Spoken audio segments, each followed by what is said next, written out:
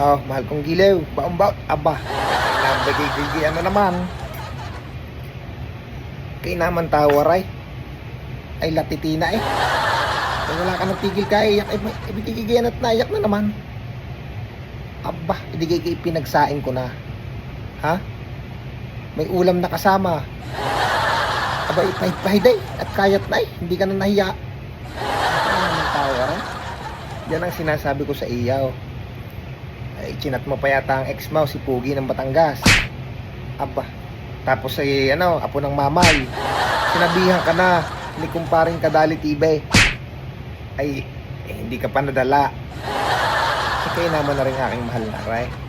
Hindi ka natali sa akin. Talagang pinagchat-chat mo pa yung mga wala namang kwenta.